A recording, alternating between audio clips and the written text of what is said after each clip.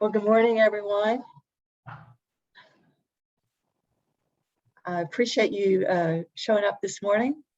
I know this time of year, there's still the vestiges of summer, so to speak, and people are maybe trying to take advantage of the time that's left.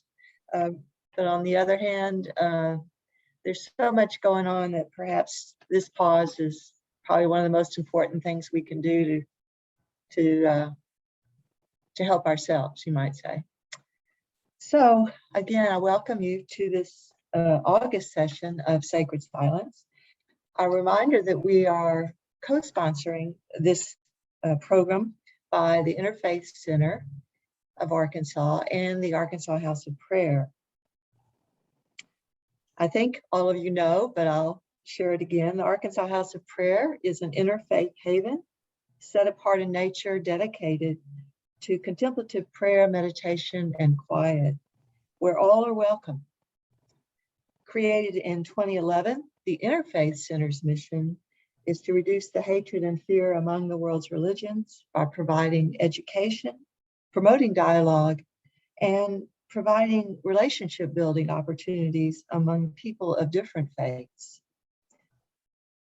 Again, I introduce myself. I'm Sister Deborah Troillett, and I am a Sister of Mercy, and I currently serve as the Executive Director of the Arkansas House of Prayer.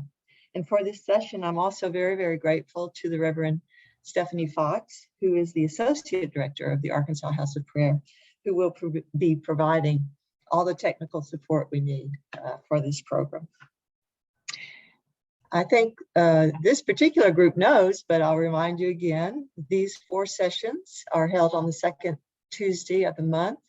We modified the program a little bit for the summer months. From January to May, we had really the blessing of 3 different perspectives and teachers during the themes of those months.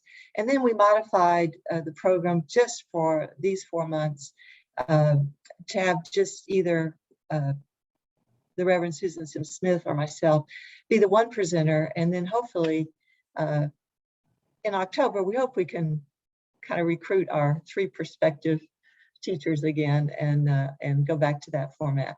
So we'll see. But next month, September 14th, Susan will be the presenter. So I encourage you again to join her for that program. So following just a few more introductory comments, I will share some reflections on the theme of silence and hope. And I'm going to do this by sharing some slides that I hope will kind of prompt me to stay on track and then keep us moving in this program in a timely way. So let me see if I can share my screen.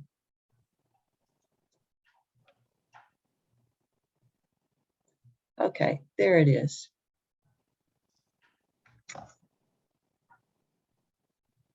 So our time together this morning is similar to what we've done for the first part. After, again, a few more introductory comments, I'll share some wisdom, some reflections on hope from a Christian perspective.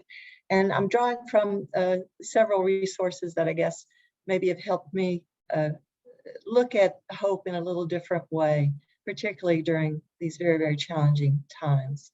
And then in part 2, I'll teach a little bit of a practice, meditation practice. It's very simple, and I know you probably have your own practice, so that's fine. Whatever practice is most beneficial to you. But I will introduce what's called a heartfulness practice. Then we'll definitely share our silence, and then after that, I'll invite you out of the silence, and we can see if there's any sharing or reflections or observations or questions that anyone has. And then we have a very, very brief closing.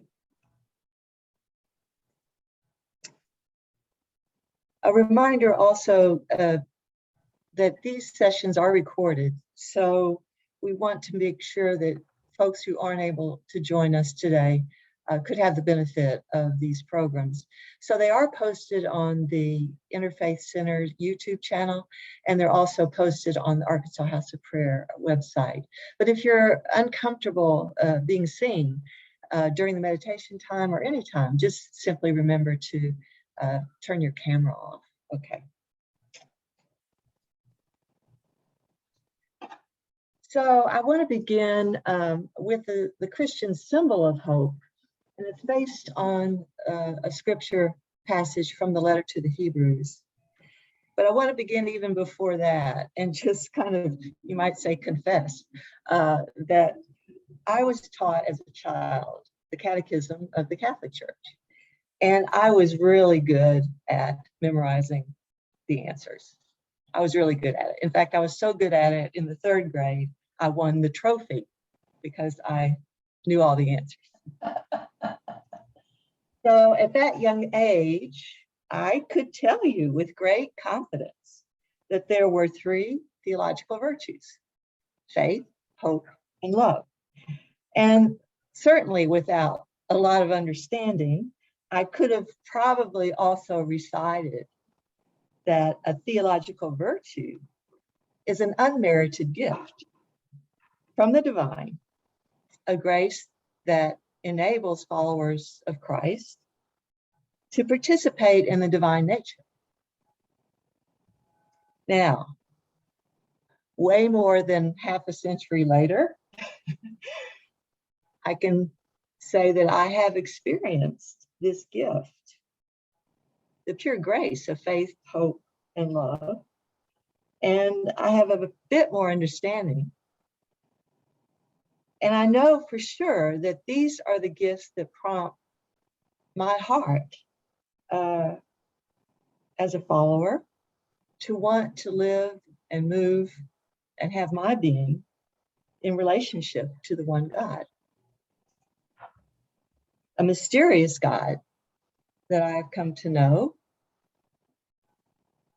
as 3 persons,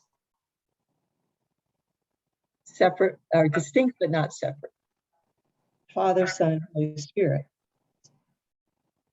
And yet now, and I think all of us can certainly attest to this, in the midst of these global crises, everything from the violence we hear daily to the latest UN report on the global climate situation, to certainly now the resurgence of the COVID pandemic.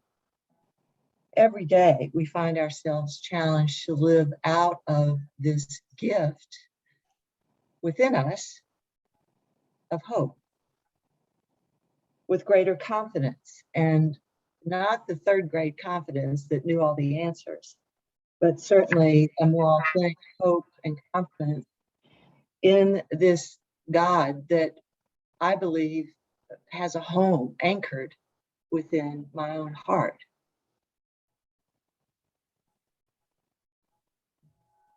In this letter to the Hebrews, the author says he uses this symbol of the anchor as a symbol of certainly stability and hope in the storms of our life. And the author writes, "We have this hope, a sure and steadfast anchor. A sure and steadfast anchor of the soul, a hope that entered the inner shrine, behind the curtain where Jesus, a forerunner on our behalf, has entered."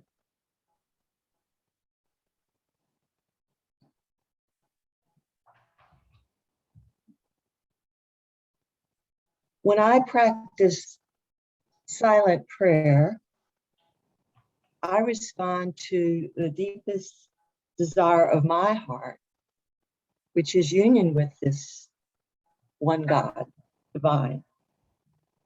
I enter in a very hopeful expectation where I believe the Spirit dwells, and there in that silence, I know I'm being invited to consent to God's presence and action. And by consenting, I am actually inviting the Spirit to transform this faith of mine beyond real knowledge, beyond knowing, and my hope beyond what I might be seeing in this world of ours, and my capacity to love beyond what I could imagine. So what is essential to strengthen the hope that is within us? I want to draw from another Episcopal priest that I've come to truly appreciate. And I would recommend this little book if you're interested in going further with what she shares in this little book. I'm just going to use a few thoughts from this book called Mystical Hope, Trusting in the Mercy of God by Cynthia Bourgeau. She is a well-known retreat and conference leader, teacher of prayer, and writer on the spiritual life. So she begins her book this way. In our usual way of looking at things, hope is tied to outcome.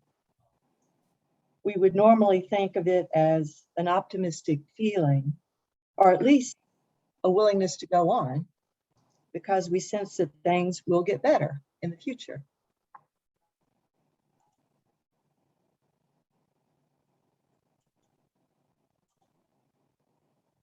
In contrast to this usual way of thinking about hope, she then says, mystical hope is not tied to a future good outcome, but mystical hope has more to do with the experience of immediate, intimate presence now.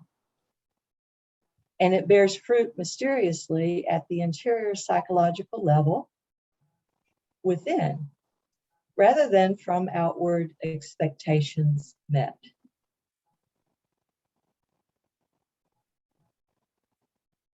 She says the journey to the well springs of hope is a journey to our innermost center, the innermost ground of our being, where we meet and are met by God.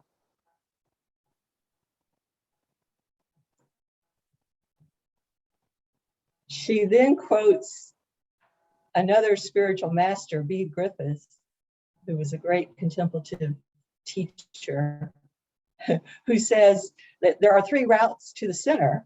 And he says either a near-death experience, falling desperately in love, or he says, with a smile, she says, most reliably, beginning a practice of meditation.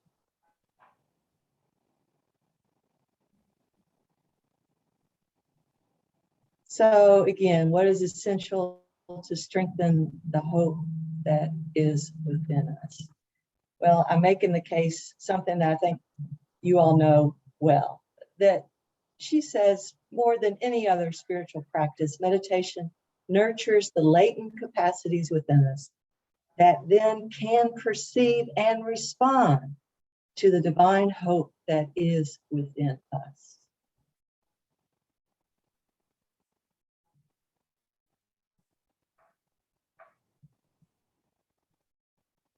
My experience is then entering this inner shrine is kind of a mutual gesture of hope.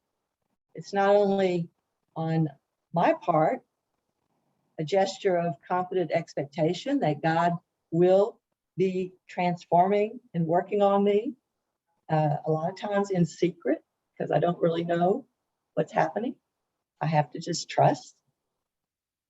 But also, I think the hope is maybe kind of unbelievably that God hopes in us. You know, God hopes that we will become this agent of God's in the world, this divine agent, pouring life and light and love into this world that God so loves. Another wisdom source. My mother's dapple dachshund, little Dottie. Dottie greets me pretty much every day. And when she does, she reminds me immediately. Now. That's the only moment in a dog's life. But Dottie reminds me that hope depends on now. It's right now. How we participate, you might say, in the life of God within us right now, and how we nurture it. So again, nurturing hope within us depends on how we show up in the present moment, and how, you might say, basically, how we care for ourselves in every way, emotionally, physically, spiritually. And certainly meditation practice, the pause for silence in our day, is one of the keys to, I think, self-care, but certainly how we care for our inner life makes such a difference in how we show up, you might say, in our outer life. So hope is essential for the future, but hope is nurtured in the present. Hope is expectation, of course, plus solidarity now with those who suffer. Hope is expectation plus accompaniment of others in whoever we call our community now. And hope is expectation plus the willingness to journey together in service to one another for the sake of this planet.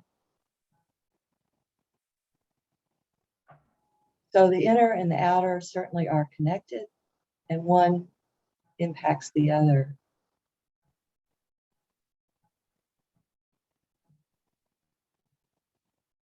Another wisdom source, Robert Serra, in this book called The Power of Silence, says that silence is by no means self-absorption or muteness, just as true speech is not garrulousness, but rather silence is a condition for being present to God, to neighbor, to oneself.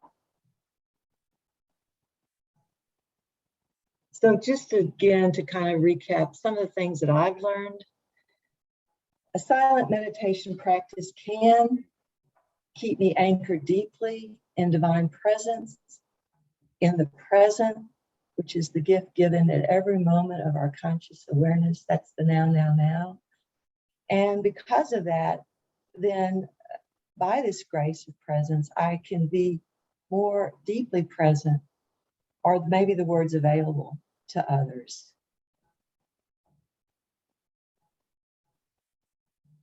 I love this quote from Maria Popova. She says, strive to be a hope-giving force, to be a steward of substance. And I would only add, I think I can add, by resting in silence. They seem contradictory. Forced by resting.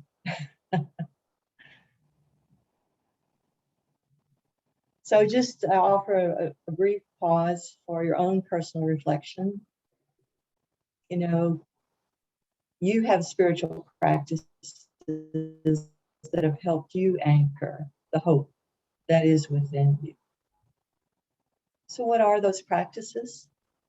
And then again, why are these practices so challenging?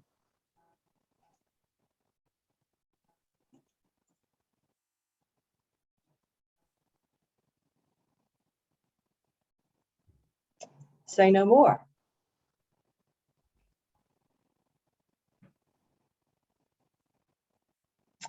This is our world of connectivity, but it's relentless.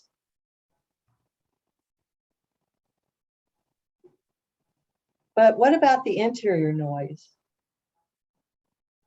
We can all attest to the exterior noise. What about the interior noise? I love this cartoon. I've used it many times. It's from Mutt, cartoon by Patrick McDonald. But this is an example of the interior commentary that steals our hope. I was thinking of all my problems. I was thinking of all the pain of the past, and I was thinking of all the uncertainty of the future. And I was thinking, poor, poor me, my sad life. And then I was thinking how little time there is. And I'm really thinking it's all just hopeless. What can I do? Stop thinking. well, we really don't stop thinking. But there is wisdom from an early desert father. His name was Evagrius. And Evagrius defined prayer simply as this: the laying aside of thoughts. So entering silence, we are invited to lay aside thoughts, because that can then strengthen our capacity for deep listening, for being present to ourselves and others, for greater attunement to the divine presence and action.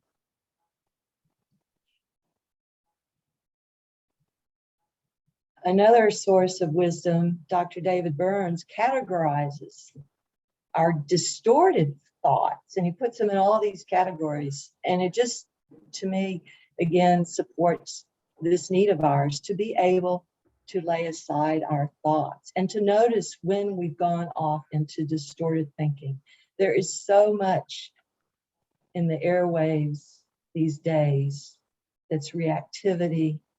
And to me, it just, almost anytime I watch the news, I can use these categories to help me sort through the news.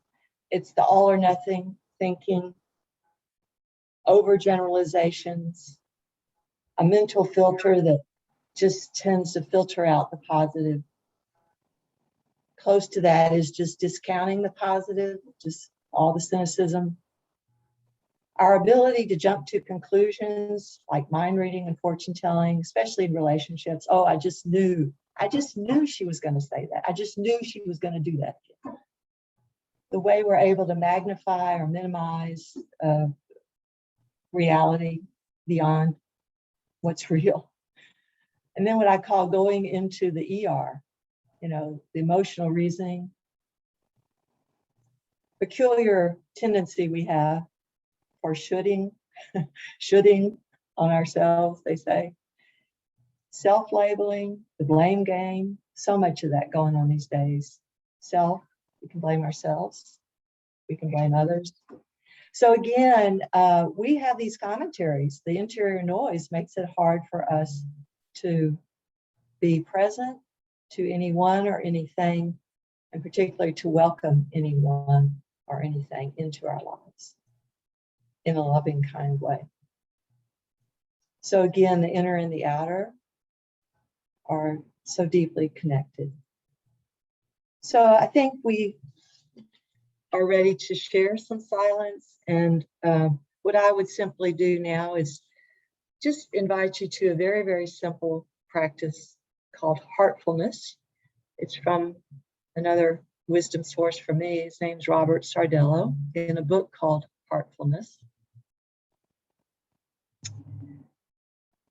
So if we could just take a couple of deep breaths. Feel our body kind of begin to rest, relax. And this practice is very simple. Silently, but with your lips, silently speak the word heart.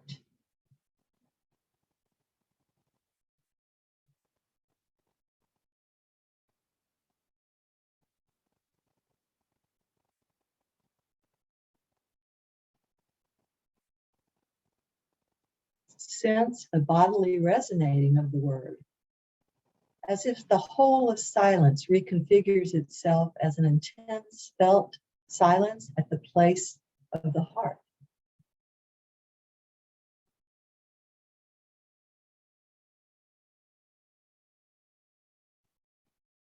At this place of whole bodily resonance, gently place your attention within the center of the heart.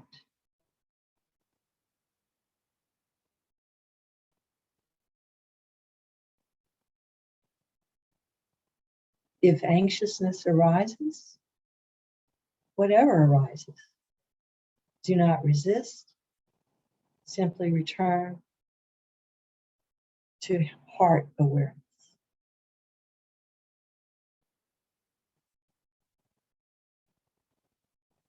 So let us begin. And after 15 minutes, I will speak just a quick little doxology to signal that we are coming out of the silence. So let us begin.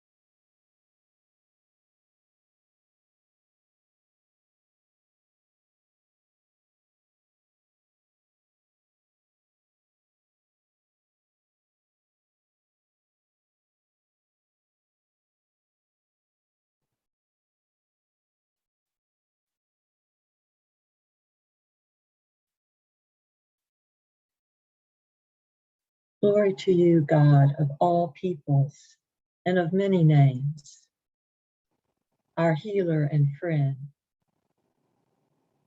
Glory to the Spirit dwelling within. Praise be yours forever. Amen.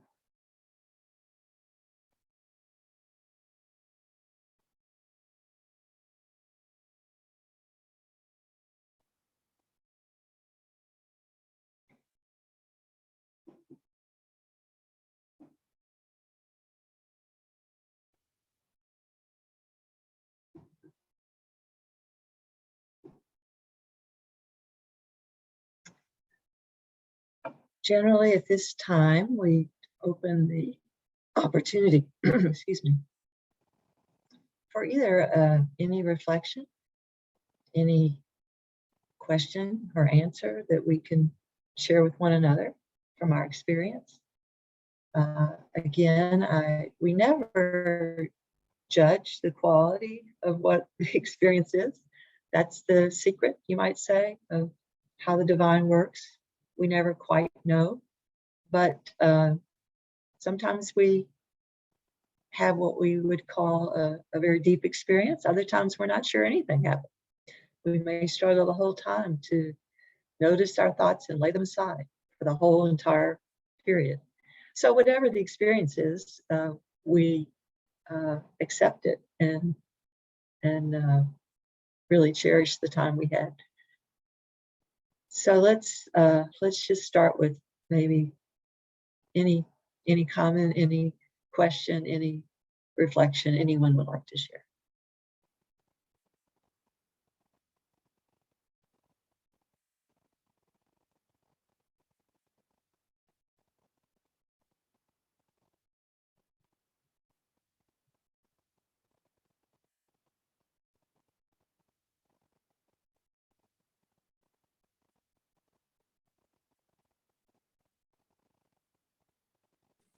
Deborah, one thing that you said in making distinction that I found helpful was the distinction between hoping for something in the future, or hoping we'll get out of COVID or whatever, and that very different hope.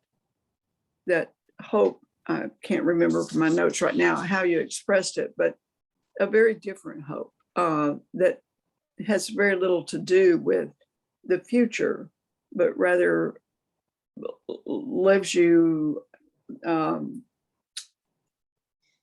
quite a divine place. Yes. Well, you said it beautifully. I really want to credit Cynthia Bourgeot with that perspective. Yes, I wrote it down. I wrote that. Yeah, she called it mystical. Yes, because she really shifted the emphasis to the experience, the more immediate experience of the divine now, that nurtures our hope, that feeds the hope that's within us. So then we actually become hope for the world. We become the hope that God has for the world. Right. So again, the book is small, but it's packed. So I would just suggest anyone that felt kind of drawn to it or attracted to that idea, just go for it. It attracted me because, like most of us, that is the way we think about hope. It's about how things are going to get better sometime out there. Right. Actually, it's what's the connection between that and optimism? It's sort of like this hope that you're talking about, or that she's talking about, would almost be the basis of a kind of a life-giving optimism as a way to view the world. Yes. Yeah, I think, I mean, optimism, you might say, it's an attitude. It's a way we look at the world. You wouldn't have to tie it to divine grace or the divine action within.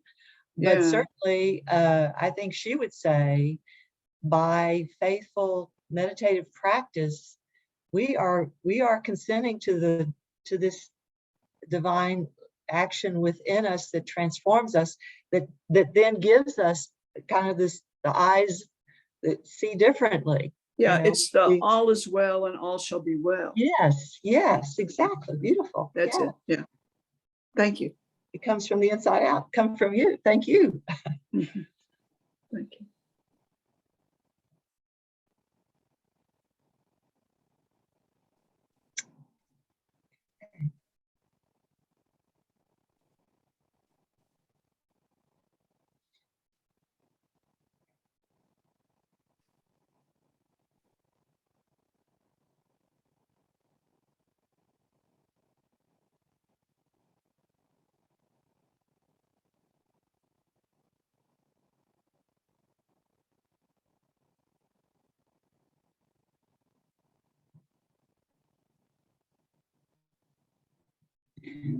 I do, one more thought that came back to me is, and there's a nuance to it, certainly. There is certainly an expectation about the future in hope. Mhm. Mhm. And so it's not like hope doesn't expect the fruit, to manifest. Right. But I'll just circle back to this emphasis she places on the now, that if we keep looking for win, win, win, we miss the now, you might say, and how we show up in the present Mhm. can certainly then impact the win, the when and how. And I know that, actually, I just bought another book. I tell you, I guess that's what the sheltering in place again is doing for me, is I keep finding resources and books and I keep ordering them. But this one, I'll confess, Richard Rohr had her on some of his daily meditations. Her name's Barbara Holmes, and it's a book called Crisis Contemplation. And I've just read the first few pages, and already it's powerful, it's grounding, it's challenging, and it certainly calls for these kinds of practices even more in these times of what we call tremendous crisis in our planet. So again, another possible resource for you. It's called Crisis Contemplation, Healing the Wounded Village. Barbara Holmes. Oh, there's something in the chat. Excuse me, let me look.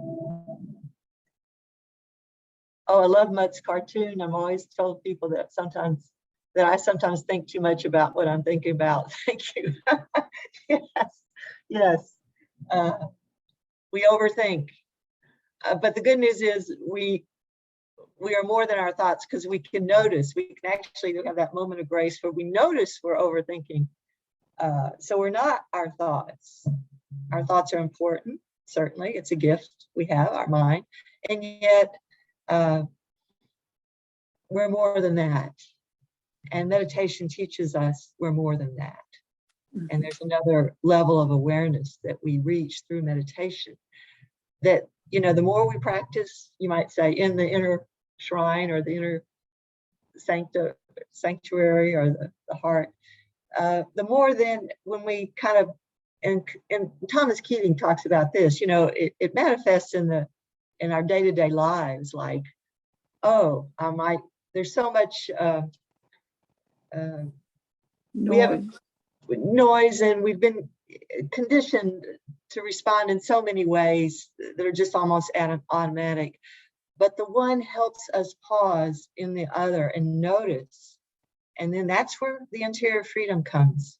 We make a new choice because we're aware, and we choose out of something different than just our reactivity to things. We're responding out of a freer, and I would say a more loving, kind, compassionate place than simply reacting to all that comes at us all day long. Just to survive, sometimes we react.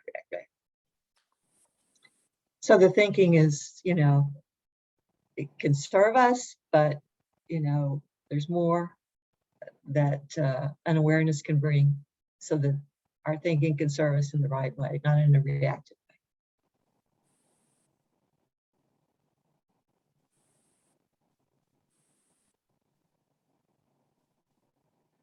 Well, we have just about just a few more minutes. Why don't we do this? Let's close, and I'm going to go back to a couple of slides, if I can. This is news for me, so let's see. Don't want to leave the meeting, but I do want to go back to this slide. Share screen. Okay.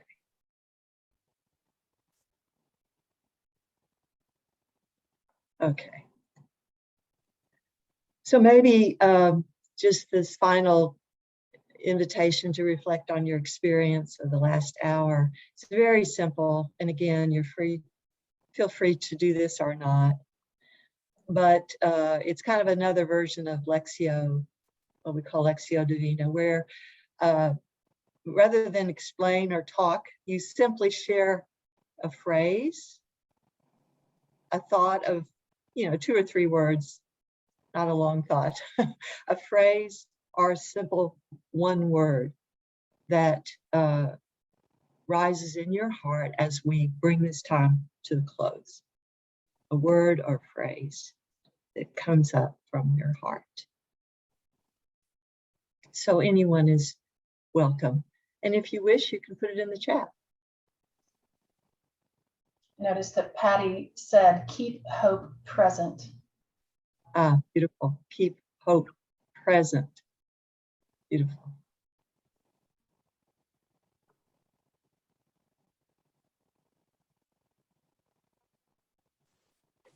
I was reminded last week with someone else how much more able I am to live in the now after doing, trying to begin contemplative practices over the last couple of years with someone I hadn't seen in a long time. So living in the now was something new to this person, or something she hadn't thought much about. And that's what phrase rises up to me, just living in the now. Thank you. Thank you. Other comments in the chat are from Liz. We said keep hope present. And then from, Liz Lucker, be still my heart. And then Howison said compassionate flow. Thank you. Thank you.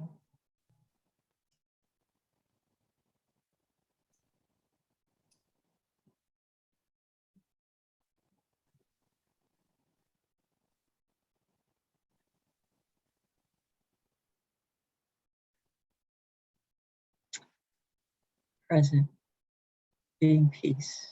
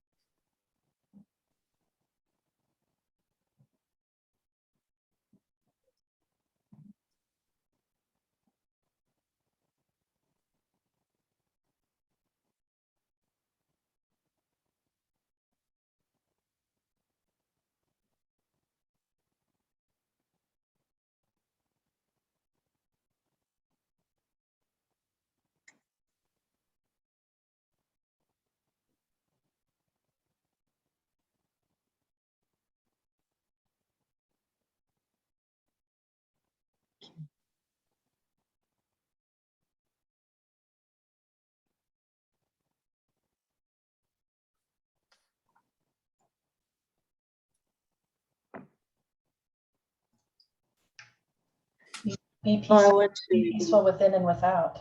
Yes. Thank you. I want to thank everyone for joining this morning. I love this quote from Anne Lamott. Almost everything will work again if you unplug for a few minutes, even you. But I thank you for joining us. I thank you for the hope you've given me just by your presence and participation this morning. You've renewed a hope within me. So again, you do have a promise from us, from both Reverend Stephanie and I, of our daily prayer, and we do hope to see you at the House of Prayer sometime. So God bless. A reminder, there is a feedback survey that is in the chat that Stephanie's put there. And also a reminder that Reverend Susan Sims Smith will share September 14th on the theme of silence as well. Okay, God bless and have a blessed day. Thank you all.